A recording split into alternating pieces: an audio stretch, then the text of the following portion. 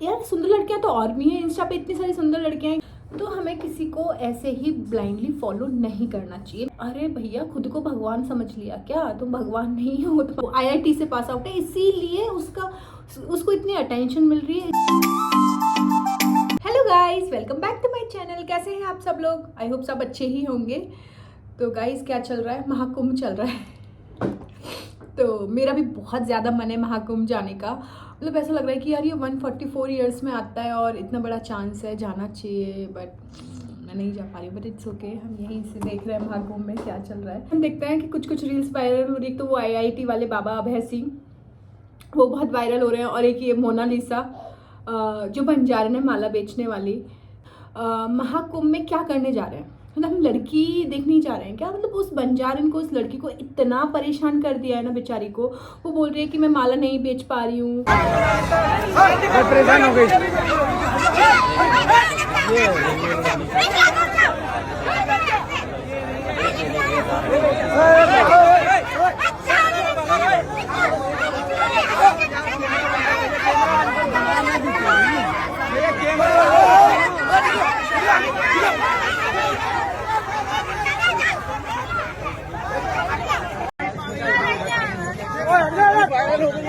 Mona Lisa की तबीयत खराब हो चुकी है। यार सुंदर लड़कियां तो और भी हैं, इंस्टा पे इतनी सारी सुंदर लड़कियां हैं। क्या आप उनके घर पे ऐसे घेर के उनको खड़े हो सकते हो? नहीं हो सकते ना। वो एक कंप्लेन में करके आपको अंदर करवा देंगी।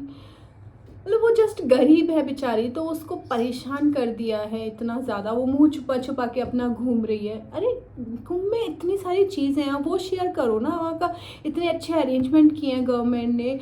मतलब हम कह सकते हैं इस टाइम पे वो वर्ल्ड की सबसे बड़ी टेंट सिटी, मतलब इतने करोड़ों लोगों के लिए टेंट लगाया है। वो बहुत इजी टास्क नहीं है। तो वो सब नहीं शेयर करना है। बस ये मोनालिसा, हमें तुम्हारी आंखें बहुत अच्छी लग रही है, मोनालिसा हम तुम्हारे लिए आए हैं, अरे मोनालिसा हमारे साथ एक फ़ोटो करा लो। क्या क्या है ये?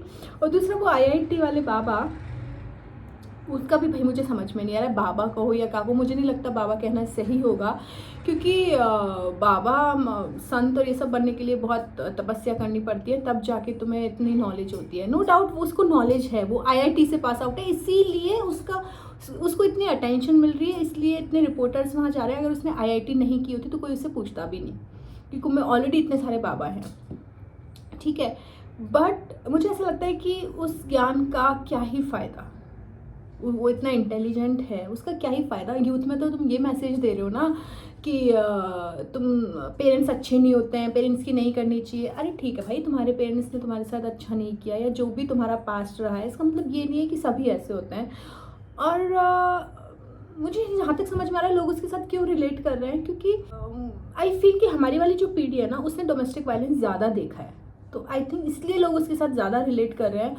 और एक बच्चे के लिए उसकी माँ ही सब कुछ होती है, और एक छोटा बच्चा उसके लिए तो पूरी दुनिया ही है। और अगर उस माँ के साथ कुछ गलत हो रहा होता है ना, तो ऑफकोर्स उस बच्चे का मतलब एक तरह से होता है कि मेंटल ट्रॉमा में है वो, जहाँ तक मुझे लग रहा है। बट उसकी वजह से मेरा वो बचपन का सारा ट्रॉमा एक्टिवेट हो गया। सारा का सारा वो हेल्पलेसनेस वाला, कि तुम बचपन में भी तुम देख रहे थे वुमेन के अगेंस्ट वायलेंस होता, तुम कुछ नहीं कर पा रहे थे। तुम बच्चा हो गए, सिर्फ देख रहे थे। और यहाँ पे भी तुम सिर्फ देख रहे हो, तुम कुछ कर ही नहीं पा रहे हो, किसी की मदद कर ही नहीं पा रहे हो। और उसकी वजह से वो पूरा, मतलब मुझे सिर्फ वो इंसिडेंट ही घूमता रहता था मेरे दिमाग में। वो मेन डिप्रेशन का कारण वही था। आप जिस पिताश्री को पिताश्री बोलते हैं ना, वो उस माँ को ना वो गोला लाठी बोलते हैं, क्योंकि एक तरीके से ऐसे पैर वैर को अरेंज करके उसको बांध के लाठी को बीच में डाल के तब मारते थे। जिन बच्चों के माँ बाप नहीं होते हैं ना, उनसे पूछो माँ बाप का होना क्या होता है। मतलब माँ बाप का होना ही एक वरदान से कम नहीं है। जिन बच्चों के माँ बाप नहीं है, उनसे पूछो उनके पास क्या नहीं है। और कितने सारे बच्चों के साथ कितना कुछ गलत होता है जस्ट बिकॉज ऑफ उनके सर पे किसी माँ बाप का हाथ नहीं है। ये दुनिया ना ऐसे नोच के खा जाती है।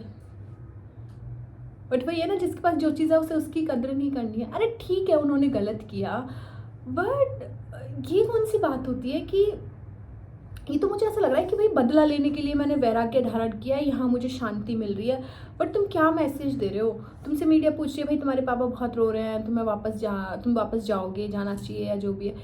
वो बोल रहा है कि अभी तो मैं और रुलाऊंगा, अभी तो और रुलाना है। पापा रो रहे हैं, क्या कहिएगा? पापा को और रुलाएंगे, और रुलाएंगे। पापा को और तो ऐसा कौन महान संत या फिर महान ज्ञानी ऐसे बोलेगा? मुझे नहीं लगता कोई अपने माँ बाप के लिए ऐसा बोलेगा। उन्होंने गलत किया, तुम क्या कर रहे हो? तुम भी तो वही कर रहे हो ना।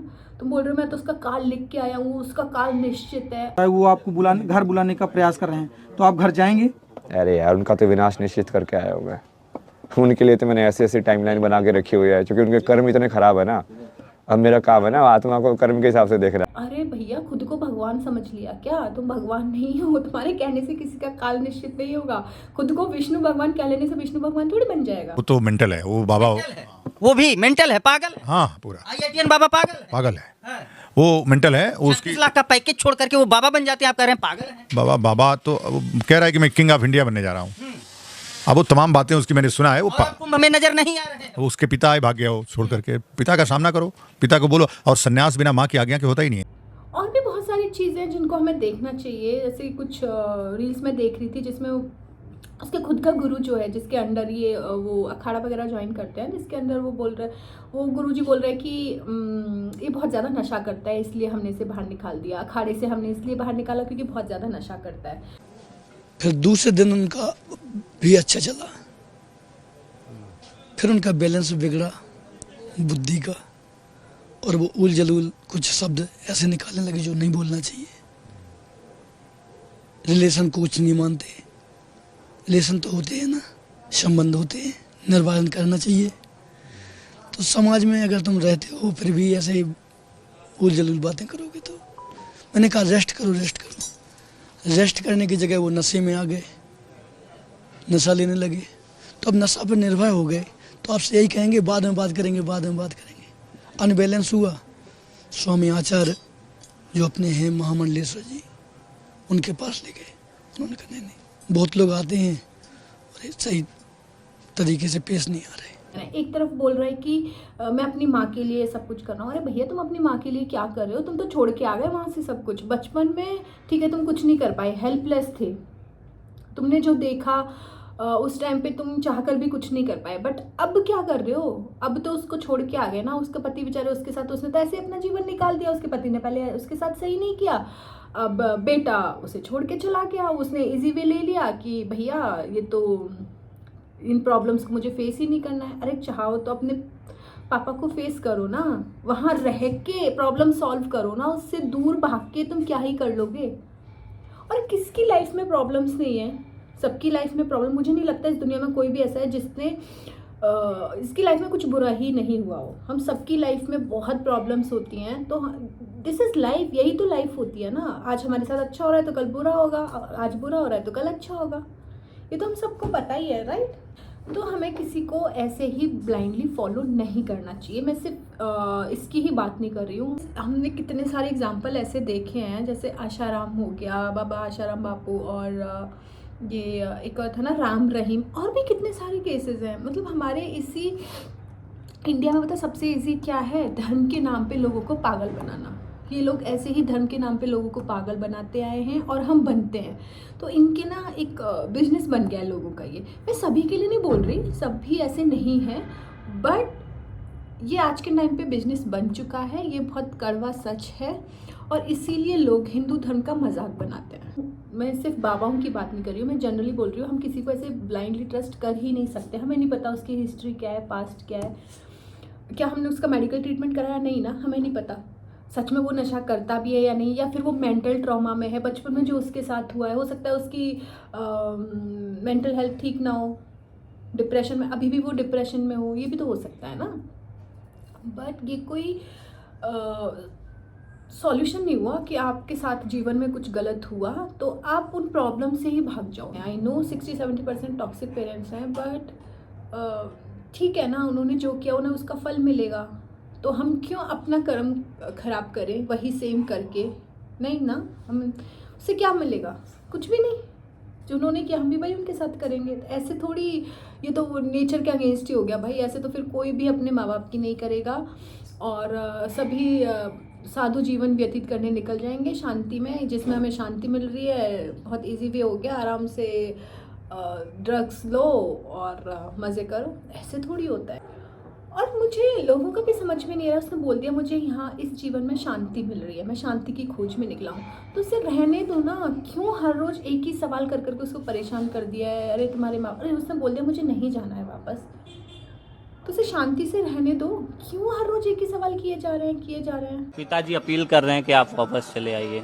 मारूंगा ना ये डंड लेके सिर पे। और प्रयागराज महाकुंभ जो श्रद्धालु आ रहे हैं उनको क्या कहेंगे? यही कहूँगा ना कि आप जैसे लोग जो ये बार बार ये बकचोदी वाले सवाल पूछते हैं, इन लोगों से दूर रहना बस। पता ही नहीं यार और क्या क्या देखने को मिलेगा। हाँ, एक और कल मैंने एक और रील देखी थी, वो कांटे वाले बाबा। वो बेचारे गरीब आदमी है, वो अपने कांटों पे लेट के अपना परिवार पाल रहा है या जो भी है। पता है कि कुछ चमत्कार नहीं होता, पागल बना रहा है, ठीक है, तुम मत जाओ ना देखने, तुम क्यों जा रहे हो? कम से कम उसे परेशान तो मत करो। लाओ दो, मैं सिक्के को नोट में कन्वर्ट करके दे रही हूँ, जल्दी लाओ। सिक्के हैं आपके पास तो मैं नोट में कन्वर्ट करके दे रही हूँ 2 मिनट के अंदर। लाओ, ऑनलाइन कर देंगे। अरे लाओ दो महाराज जी। अब तो अभी तो बैठे थे, आपको तो पैसे की कोई मोह माया नहीं थी। अब आपको मोह माया आ गई जल्दी, आप तो वहाँ से उठ के मोह माया आ गई। बच्चे हैं। अच्छा, वो अपना पैसे कमाने के लिए ये सब कर रहा है, बेचारी को रुला रहे हो। वो एक लड़की का मैं वीडियो देख रही थी, मैंने कहा भैया तुम कुंभ में पाप कमाने गए हो या पुण्य कमाने गए हो? इससे अच्छा तुम मत ही जाओ, घर पे ही रहो। किसी का क्यों दिल दुखाना है वहाँ जाके। ओके गाइज, मैं इतना ही कहूँगी। कुंभ में जो भी जा रहा है वो प्लीज़ अच्छी चीज़ें शेयर करो और भारत की संस्कृति को दिखाओ। इतने अच्छे अरेंजमेंट किए हैं, मतलब एक तरह से पूरा वर्ल्ड का हम कह सकते हैं सबसे बड़ी टेंट सिटी जो कि इस टाइम पे प्रयागराज में बनाई है। मतलब वो सब तो कैप्चर नहीं करना है। ये सब मोनालिसा की आंखें और पता नहीं क्या क्या चल रहा है। वहाँ से पुण्य कमा के लाओ, पाप कमा के मत लाओ, लोगों को परेशान मत करो भाई। Okay guys, tata, bye bye, love you all.